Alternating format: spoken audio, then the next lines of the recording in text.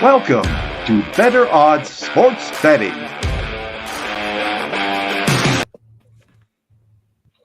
All right, guys, welcome back to Better Odds Sports Betting. I'm your host, Kiev O'Neill, and I have my sidekick, Kyle Hunter, with me, and we have a special guest, Ian Cameron. How's it going, Ian? Doing good. It's good to be back with you both. I mean, I remember doing this show with you, I think, a year ago or something like that, right around this time of year. Of course, it's a great time of year. March Madness is on the horizon. We got conference tournaments starting next week, at least for the conferences that I care about quite a bit, the smaller ones. I'm into those conference tournaments. In fact, you see me bet more conference tournaments starting next week than regular season for all the other conferences that are finishing up. So I'm looking forward to it, and it's good to be back with you guys. Yeah, thanks for coming on again, Ian.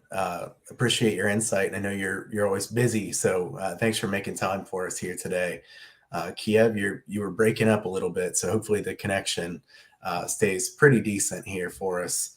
And Kiev might have dropped off. So Ian, we'll just I was raving about his connection right before we went on. I know, it was so good right before we went live. I shouldn't have said anything. Yeah. But Ian, we got a lot of games to get to, and we'll try to keep it fairly brief on all these games. Let's start off by talking here about one that you wanted to talk about, Loyola Chicago and Northern Iowa for this weekend. This is basically the championship game. You know, both these teams tied at the top of the MVC, which I think the MVC is a little bit weaker than some of the other seasons, but both quality teams. Northern Iowa, the better offense, Loyola Chicago, the better defense. It's been kind of strange for me, Ian, to see Northern Iowa in so many high-scoring games this year, because we remember them being a flat under team for such a long period of time. The first game these two played, Loyola Chicago, was lights out from three, 14 for 27. I don't think they'll be able to do that again. I don't know that I have a really strong lean in this game, so I'm going to let you take over here. What are your thoughts on this one? Yeah, when I look at this game, I've been thoroughly impressed with Northern Iowa offensively. The last two games as well. See, what sometimes you got to do as a bettor, and Kyle, you know this very well, sometimes you got to learn from a loss, taking a loss and learn from it, pick something up that maybe you didn't see in your pregame handicap and try to use it the next time out.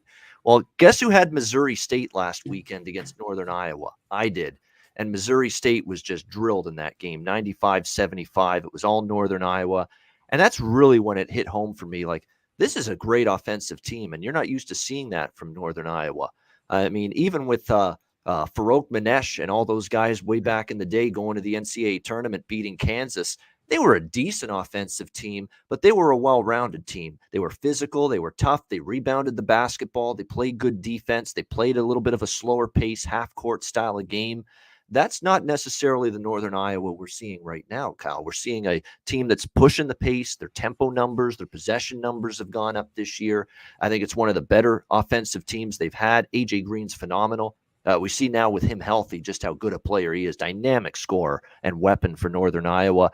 Loyola Chicago, on the other hand, you know, they've had these games, to me, Kyle, and I think the difference is going to be, yes, their defense has been very good, and there's been a lot of very impressive defensive games so far this year from the Ramblers. And I got to give credit to Valentine, who's, you know, a very young head coach, played at Michigan State, taken over from Porter Moser. Those are not easy shoes to fill. He's done a nice job. But you look at some of these defensive performances they've had against some better teams like Drake. Drake did whatever they wanted, 27 of 48, 83 points in that game.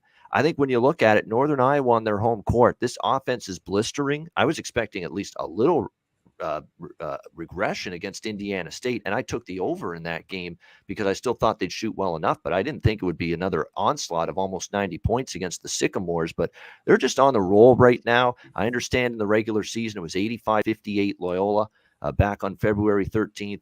It's just, I find these two teams are in different places right now. Northern Iowa wasn't necessarily on the roll they are here, and it's really the only loss they've had in the last 9 games. So I respect the Ramblers, Kyle, but we'll see where this number comes out. I'm looking at probably Northern Iowa here in this game, or at the very least their team total over, because I think at home, I think their form is terrific. I think Loyola Chicago, especially on the road, we've seen their defense a little more susceptible. I think this is a spot for the Panthers maybe to step up and win this regular season title in the Missouri Valley.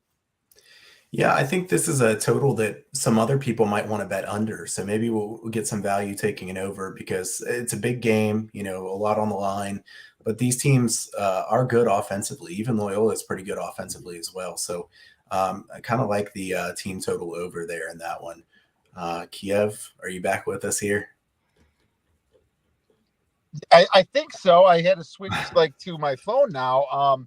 Obviously, when everything works before you hit the go live button, and then it freezes up afterwards sometimes. But sorry about that. Sounds like you're talking about the Loyola game, right? That's right. Any quick thought on that one? So why don't you continue? Let me bring up my notes on that one. Yeah, one of the bigger games on the Saturday slate. Like, I know there's obviously big regular season, but I picked two games where there's going to be regular season conference titles on the line to talk about, and I actually have betting opinions on both of those games. So this is one of them, and I'm definitely looking forward to it. It should be a great game. Yeah, absolutely. Northern Iowa, it looks like. Yeah, it's funny. Northern Iowa surprised the heck out of me last week how they beat Missouri State at home, and it's almost like, they almost look like the Zags playing that game, and they really shocked me, and I was really impressed by them. Now, do I want to sit there and rush and try to fade them again at home? Because I did lose that game, and it wasn't even, at least it wasn't close. I didn't have to sweat it out. I was like, okay, I'm done with that one. But I am definitely not going to be on Loyola because I actually think they're slightly overrated from a spread perspective in general. So I'll lean Northern Iowa. Not sure what you guys said.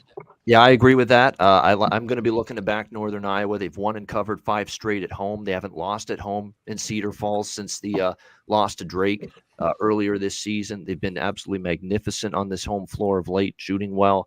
And Loyola Chicago, again, things can change even from to that game to where we are now. And that's the only bad game that Northern Iowa has. And don't think they don't remember that going into this game. Like, we've been just rolling here, winning 8 or 9 games. And the one loss we had during that span was this Loyola Chicago team, who's been the class of the conference. I think you get not that you don't get a great effort from Loyola.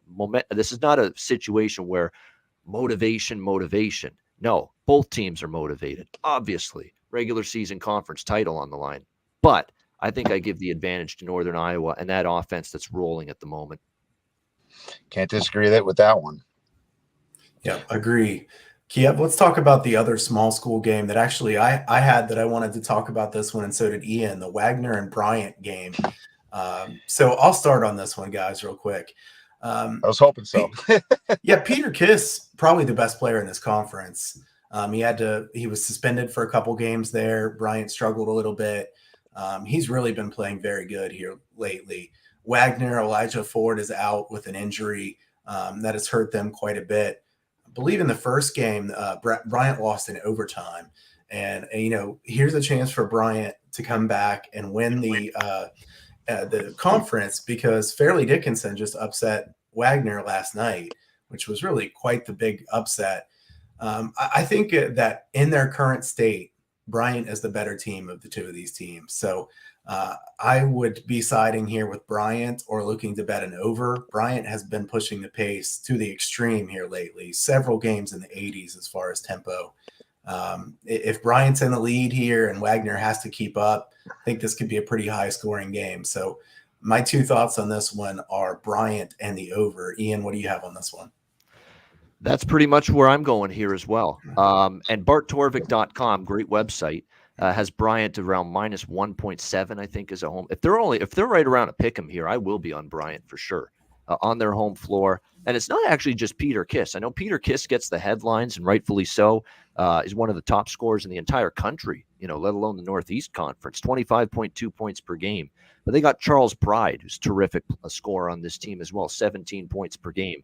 They've got Greg Calixt on the team, who is a guy that's come over from major power conference basketball in his, not major, but George Mason is where he was before, formerly with George Mason in the A-10. But he's still a guy that played pretty, for a good conference there for years, has come over to Bryant now, recruited by Jared Grosso, who's done a nice job coaching. And since he put Calixt in the starting lineup. I believe it's 8 straight games now for Calixt in the starting lineup. He's been averaging close to double figures. So they've got even more offensive punch now since they've made that tweak in their lineup, this Bryant team. So they're definitely getting multiple guys stepping up for them offensively. Kiss is back from the absence he had. Pride's feeling it. Calixt has made a difference since he's been in the starting lineup for Jared Grosso's team. And as a result, look what they're doing. I mean, they put up 105 on Fairleigh Dickinson, although they're a horrible defensive team, that group. And St. Francis, New York, I was on the over last night. I could have actually been on Bryant too, but I only took the over, and it got there 86-69 in favor of Bryant. You look at Bryant losing to Wagner the first meeting. Wagner lost to Fairleigh. That's a bad loss. I mean, obviously, you could say that they still can play for the regular season title even with losing that game last night to Fairleigh Dickinson. But that's still a bad loss for Wagner. Fairleigh Dickinson is just a horrible defensive team. And unfortunately, it was a Brandon Rush for a Fairleigh that really killed Wagner. 36 points he scored, could not be stopped. And that's the issue with Wagner.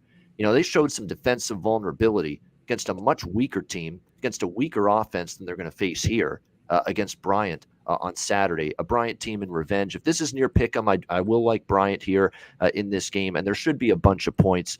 Bryant, since they got Kiss back, you look at the numbers, they've trended over.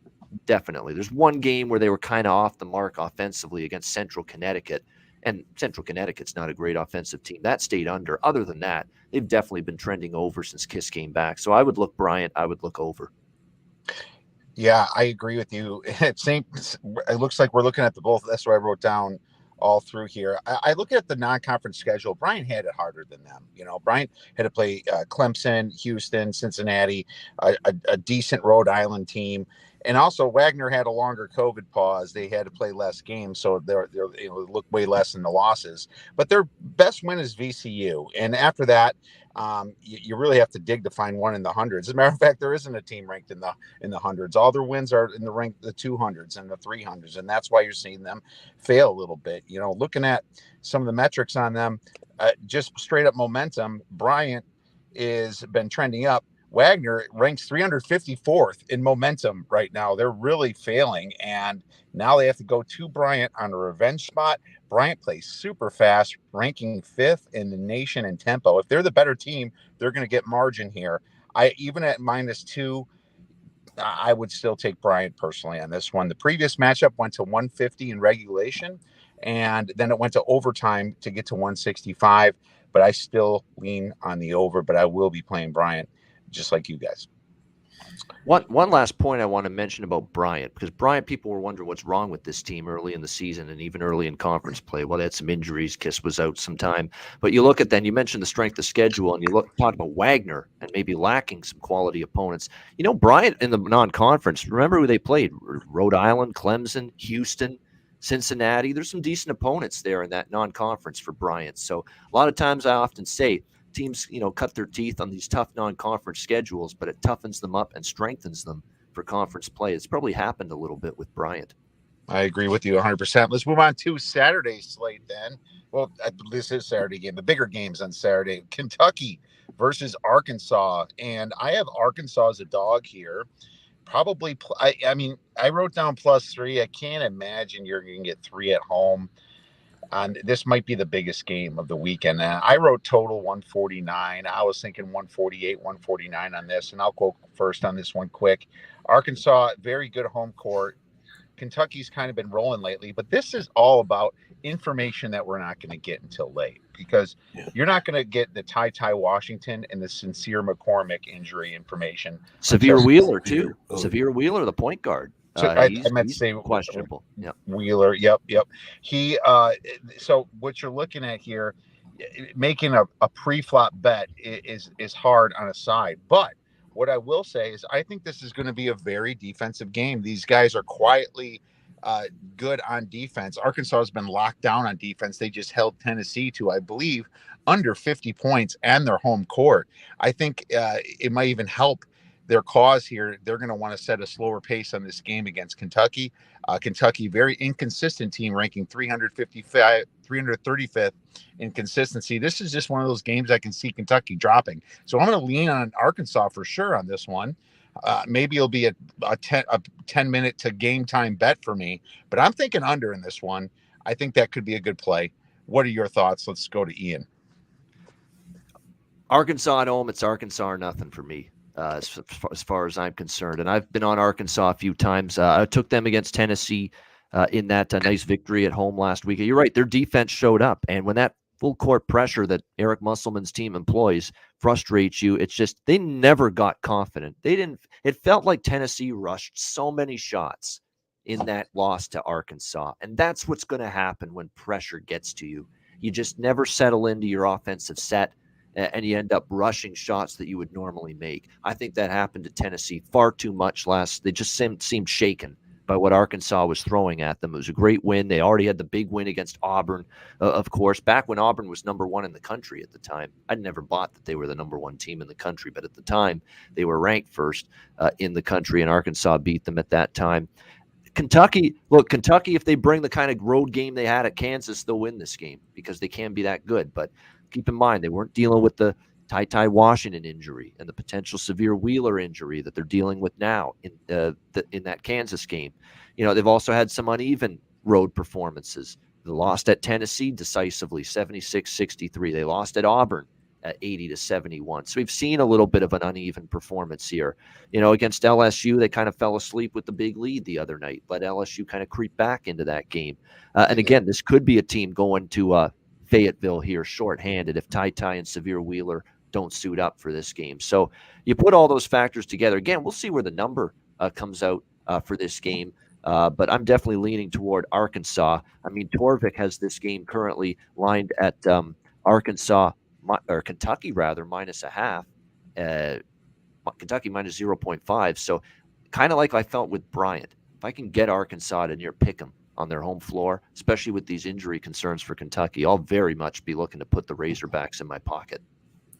Kyle? Yeah, this is one that Ken Palm has Arkansas +3. I can't imagine there's any way we're going to get Arkansas +3. I mean, I know the books use Ken Palm heavily, but Torvik factors in more current data, current form, and right, all that, and some injuries. So that's what I like about that site. Absolutely. I think +1 is probably the max you would get in a game like this. Probably more likely to be about pick 'em. I would lean to the under as well, but Ken Palm has this one 149. It won't be that high, maybe 145.5 or 146. Still a lean that way, but I don't really want to bet this game without knowing the injury status of those two key Kentucky players. So let's move on and talk about another game here, Kiev. Sounds good. Let's go to USC versus Oregon. And Kyle, you selected this one, I believe. Oregon is going to be, I wrote down probably -1 or pick 'em. Look at it seems like we're taking all the pick 'em games today. How about that, guys? And the total about 140. Kyle, why don't you start? Yeah, the reason I want to talk about this game is it's such a fascinating spot here between these.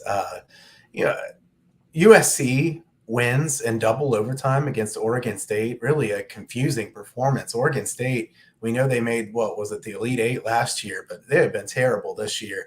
No Elite Eight run coming for Oregon State this season. And then you have Oregon coming off that huge win against UCLA. It would be easy to say, well, they're off a really big win. How are they going to perform in the next game? Oregon really doesn't have, the spot in the NCAA tournament that they can just mess around and not try to win these really big games. They've got to win the games like this. I don't know if they're in right now or not. If they win a game like this, they're in good shape. And I have to tell you, Dana Altman's been tremendous at the end of every season. I know I've said this before, but if you look back, Dana Altman, I'm pulling this up as I'm talking for his ATS record. It's been so good from game 18 of the season on, dating back 15 years, 108-68 against the spread, $100 per game bettors up $3,343 just betting on Altman's team every single game. So I'm not betting against him. You know that. The question is, what kind of number will we get here? Because the books know that Oregon is playing better at this time of the year. This game means more to Oregon than it does to USC. If we get -1, I have to bet Oregon. I don't know if we'll get -1. -2 or 2.5 or 3 might be more likely. Having said that, USC is a bit of an inconsistent team, a team with a high upside. At the same time, Oregon lost at home to Cal, so they're clearly inconsistent as well. I would want to side with Oregon in this one. We'll see what the price comes out at, but late in the season, the only side I could back here would be Oregon. Ian, what are your thoughts? I agree, Kyle. Here's the thing. They just beat UCLA at home, so it's like, oh man, I wish they wouldn't have. Yeah, whatever. This is Dana Altman, and this is his time. I think USC is in the tournament most likely. Oregon just needs a little bit more, I think, in quarter to the committee's eyes. I mean, I'm sure there's Pac-12 analysts that have 8 Pac-12 teams in by now, but let's be serious here, guys. Oregon needs this win, and there's no way I'm going against Dana Altman. That's all I have to say. Moving on to what do you think, Ian, about this game? Yeah, it would be Oregon or pass for me, and I knew the numbers were good. Late February, March type of ATS numbers, straight up numbers for Oregon under Dana Altman. I didn't know they were that good. That's an unbelievable stat Kyle just gave out. 108.68 ATS is unbelievable, and it's not surprising to me. This is someone that kind of started to ride Oregon late last year in the NCAA tournament. I backed Oregon a bunch, catching a handful of points in many of their tournament games before they got ousted.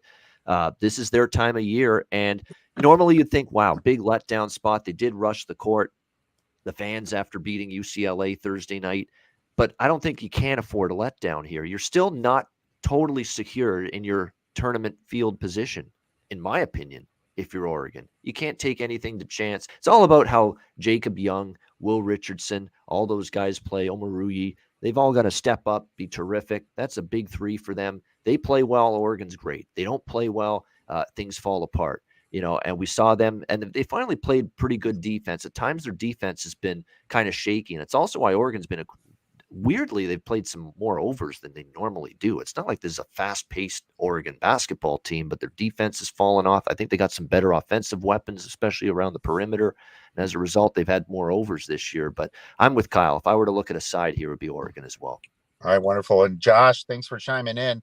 Hometown UConn Huskies, and these thinks they might be getting hot here. Do you think they have a shot to make a deep run in the tournament? Well, here's the problem. I had UConn as a sleeper team last year going into my Final Four, and they disappointed me. So obviously we don't look at those kind of sample sizes, but I do remember that burn from last year. Absolutely, they have a shot to go into the Final Four. I wish they were playing at home, though. You never know with these teams. Big East has always been a mystery to me. Any team that plays great defense like UConn is a team I like to pencil up higher. So I'm going to say I think they definitely have a good shot.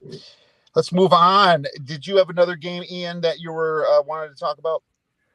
The 2 we got to were Bryant and Northern Iowa, so I'm good. I just suggested Kansas and Baylor just because it's a big game. I don't know if I've got a big opinion on that game, Kansas and Baylor, but obviously it's one of the big. I think it's 8 o'clock ESPN on Saturday night. I'd assume this is going to probably be the Dan Shulman and Jay Billis game. I would be shocked if it's not. But definitely one of the bigger games, 5th-ranked Kansas, 11th-ranked Baylor. These 2 teams played, of course, February 5th in Kansas, and it was an 83-59 beatdown in favor of the Jayhawks. So revenge spot here for Baylor. But tell you what, Kansas has covered 4 straight, against Baylor. Baylor's only win was January 18th last year, 77-69, although that was at home. Here's the problem, though, with Baylor. I mean, they've looked very much out of sorts with the injuries. The last 3 games, they're 0-3 really ATS. They didn't really cover against TCU unless you got Baylor right at the close when they were -10. They only won that game by 10. They had the loss to Texas Tech. They barely survived Oklahoma State on the road, 66-64 in that game. They're 2 critical injuries for them, and LJ Cryer, Jonathan Chachua. So, and obviously JTT is a huge loss in the interior defensively, rim protection, rebounding. You lose all of that with him being out. So the injuries do concern me for Baylor, but certainly revenge spot at home. You're going to be getting a pretty good effort from them. We'll see where this number comes out. I think it's a good situational look to Baylor, but again, the injuries concern me in that game, so I might stay off it. Yeah, it's Kansas or nothing for me. I'm thinking it's going to be 3.5, 4 points. Baylor's spreads are definitely respected by the market, right? But the Chachua injury really hurt. Makes me. I even hate it more than the LJ Cryer questionable. If LJ Cryer's not playing this game, this is almost a must play. Anything over the 3 on Kansas for me. I know that Kansas obviously beat them really bad at home, but hey, that just gives them confidence too. We can't forget about that. I'm going to lean Baylor here. And Kyle, you got I think we got a minute left. Did you have any thoughts in this game? I don't have any strong opinion. I do know that the first game was misleading. If you look at the shot quality stats on that, they projected it should have been a tie game. So what a difference from what the actual final score was. Having said that, I'm not anxious to bet Baylor now in their current state. If they were full strength, I'd want to bet Baylor in this game. I don't have any strong lean in this one. Oh, that's great. And, it's great to talk about these big games, even if we are not taking a side on it. Great stuff, guys. Thank you so much for coming on, Ian. Where could our listeners and viewers get your information? Yeah, OskheimSportsPicks.com, or you can email me for the email subscription service, which is a little bit higher volume on a daily basis at Bobano350@gmail. I am a high volume bettor, so you're not going to be lacking plays if you sign up with the email. And NHL Ice Guys show 7 days a week, Monday to Friday, 2 p.m. Eastern, Saturday, Sunday, noon Eastern on the Ice Guys YouTube channel for hockey. I'm on BetUS College Basketball once a week on Wednesdays, Pub Sports Radio YouTube channel for NBA and stuff. So you can find me in a bunch of different places. Awesome. Great stuff. Make sure you check out Ian. He's a longtime handicapper in this business. And thank you, Andrew, giving us a shout out for the class that Kyle and I taught on college basketball. I'm glad it was helpful for you. We are getting some great feedback. And make sure you guys check out Sports Wagering University for the March Madness class to sharpen your skills. Kyle, where can our listeners and viewers get your information? So yeah, check out Sports Wagering U. Excited about that for the future. Go to huntersportspicks.com.